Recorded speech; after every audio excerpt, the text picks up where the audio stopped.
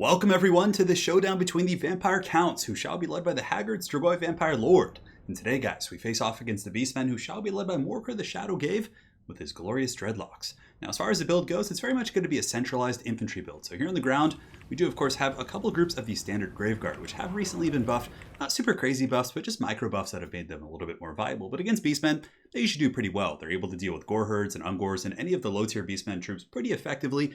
Yes, they will lose in head-to-head combat against Bestigors, but usually they have the advantage of longevity. So they're going to be having invocation, support from corpse carts, all that sort of good stuff being dropped on these guys. So nonetheless, they just kind of hold as a sponge here in the front line, using that 41 melee defense, their unbreakable stats, and their good armor, while the Crypt Horrors and some of my other higher DPS, higher value units are going to be doing most of the heavy lifting.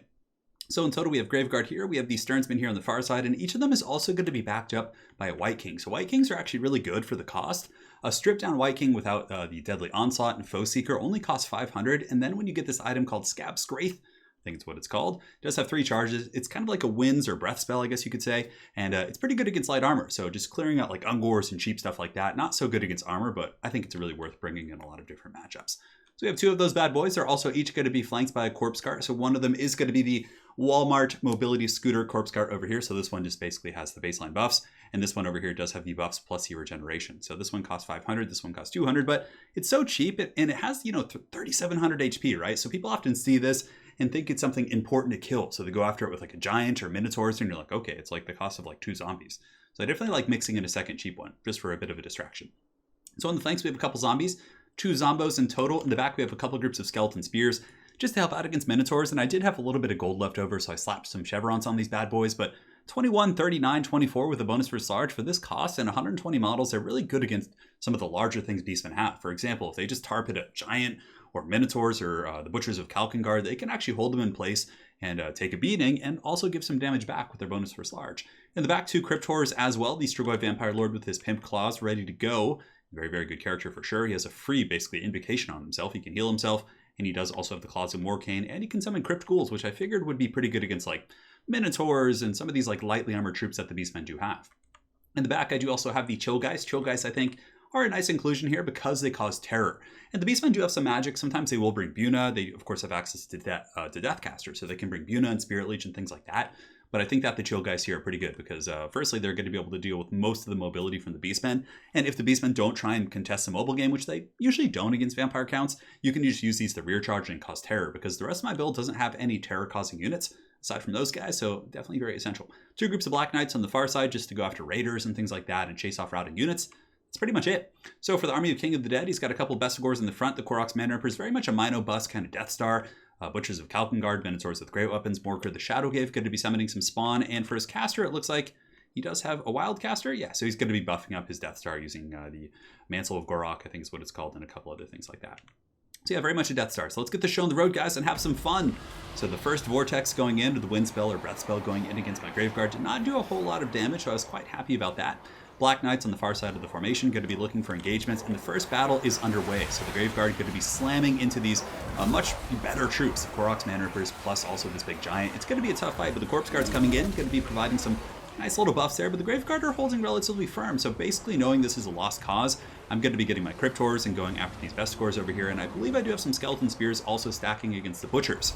So far, so good in that respect. Over here, we have another fight, pretty much the same. We have the Crypt Horrors, a White King, and a bunch of Graveguard fighting up here against the Bestigor herds. And I'm just trying to get in the back line with the Chill Guys and find some openings to rear charge this formation and maybe get some terror outs on these Ungor Spears. And so far, I haven't really been able to buckle those guys. So down here in the fight, we do also have the Strigoi Vampire Lord fighting against the leadership of the Beastmen, and he's doing some pretty good damage with his claws, but it looks like there has been a summon of the spawn. So some Chaos Spawn have been summoned here. It looks like King of the Dead really going to be trying to collapse his formation using his Giants, his Koroks Man Rippers, these other elite troops. So I pull in my Black Knights just to kind of target these guys for a moment. Black Knights do have 80 armor, so they can take a beating from spawn relatively well. Also, I did kind of get overwhelmed here a little bit surrounded. Some of the Horrors are going down, Zombies are going down. Skeleton Spears, though, have done some good damage, like I said, against the Butchers, so not a complete loss, but a very, very tough situation on this side of the battlefield. Now, if we look over here on the other hand, though, the scary, spooky calf, the Chill Guys were able to just completely tear out this formation. The White King and the Crypt Horrors and the Graveguard, including the Sternsmen, we're able to really just monster mash the side of the formation. So it's going quite well. And Minotaurs without support certainly go down very quick. If you look at their defensive stats, they only have 32 melee defense, 35 armor. And once they get routed off, I can just chase them off with Black Knights and things like that. Now over here, it's a little bit scarier though. I do of course have the Strigoi Vampire Lord going fisticuffs with Morkor the Shadowgave, but he's also being stomped on by a Giant, which is not a good situation for him. But I do have a White King, some Graveguard left, and also he was able to summon some Crypt Ghouls. And Crypt Ghouls, like I said, good DPS against light armor. They can actually hurt things like Chaos Spawn, but of course against the elite troops here, the Koroks Man Rippers are not going to be doing too much damage. So nonetheless, it looks like my Vampire is in a little bit of trouble. He's going to have to use an Invocation on himself as well to kind of keep him in this fight, but he was able to just slap up Morkor the Shadowgave pretty well, which is a nice accomplishment. But the Strigoi Vampire Lord's pretty fast. He also has 50 speed, so should be able to kind of keep some pace away from this Giant here. Now in the back, it looks like the Beastcaster did come back. The Bray Shaman took a bit of damage and actually got terror routed off. So I'm going to be trying to get my White King up there to chase him. But you can see this Giant here from King doing a really good job just kind of holding my White King in place, making for a very, very scary situation. So Balance Power is pretty even at this point. You can see everything across the board is just like dead even. I pretty much won this side in a pretty decisive manner. The Minotaurs with the Great Opens over there were pretty much crumped on. The Chaos Spawn here quickly could be overwhelmed by the numbers. But in the center, it's been a bit of a losing battle for sure. I'm losing this Corpse Cart, my White King's being stomped by a Giant, and I'm basically anchored by a couple summons here with the Crypt Ghouls. You can see Scab's Wraith going down right there, doing some okay damage against Bestigors. But Cryptors are actually a pretty good answer here against the Bestigors. You can see Cryptors, of course, have good AP values, 70 weapon strength, 39 melee attack against 24 melee defense plus poison. Definitely have the tools they need to fight Bestigors. Granted, Cryptors are a unit much like Minotaurs that need support. You need to have them on top of Skeleton Spears or Zombies. If they're fighting an open field by themselves, they can certainly go down quick because their defensive stats are quite pitiful with 15 armor and 25 melee defense. Another MVP this game so far has been the Chillgeist. Chillgeist have been riding around just getting terror routes on the loose Beastmen formations. But remember guys, the bounce power is also partially inflated because of the spawn summons coming in from the Beastmen. But nonetheless, Beastmen are looking good on the bounce of power. We do have a Clash of Fates here as the Strigoi Vampire Lord goes fisticuffs with Morkor the Shadowgave, who's certainly in a bit of a losing situation. The Strigoi Vampire Lord stats are pretty scary. He's got 75, 50, 410 against 55, 45, 400. So better AP values, not that you really need it against Morkor, who's pretty much just naked here with his 15 armor and his dreadlocks. But thankfully, my White King is actually able to get the Bray Shaman low enough that the terror route from the Chillgeist comes in and does some good work. But the Giant coming in with a huge clubbing blow on the Strigoi Vampire Lord, who does have the Claws of Morkane buffs, making him very, very powerful in terms of his combat stats. But this is a good situation for me in the end, because we're fighting at a blob fight. Most of the Beastmen chaff, aside from the Destroyers of Drakkwald and the Spears over here, have been busted off and pushed away by the terror routes and just sheer damage. So at this point, I kind of am happy. I have the Corpse Cart, which I believe is unfortunately the Walmart Corpse Cart, but nonetheless, it still does give some buffs nearby. Some healing, I think. So it's good to be healing up these troops right here, and yeah, kind of keeping me in that sustainable fight. Now, Balance of Power is going in my favor ever so slightly. You can see it's rotating a little bit back towards the middle, but if the Giant gets one or two good attacks, or Morkor does also in the Strigoi Vampire Lord, that could actually be game blouse, so it certainly could be a bad situation. Now in the back, we are able to get our Chillgeist and chase down his Bray Shaman. The Bray Shaman could be quite strong here, with the Bray Screams and the Vile Tides doing some good AoE damage against my very bunched up troops. So the Beastmen coming in for a bit of a resurgence, the Minotaurs coming in, Destroyers of Drakkwald, good to be trying to re-engage here. Now, as far as what I have left, I have 2 White Kings left, I believe. I think there's one left on the ground, so let's go ahead and check here. There is a White King over here, and there's one here as well. And even though they're bonus versus infantry, like their stats are good enough that they can actually fight. And yeah, you can see the caster came back. Really nice Bray Scream right there. Not sure how he came back. Oh, that's right. The Butchers of Kalkengard, Koroks Man Rippers actually were able to peel for him and keep him alive. But nonetheless, Chillgeist slam into the back of the formation. Butchers of Kalkengard are currently immune to psychology, so I have to break them the old-fashioned way. 9 leadership, -9. Looks like those guys are going to be breaking there. And the Giant actually taking a ton of damage from Skeleton Spears and Cryptors. And Cryptors are kind of like a general unit. They're not like anti-infantry or anti-large, but they actually can do pretty well against big armor.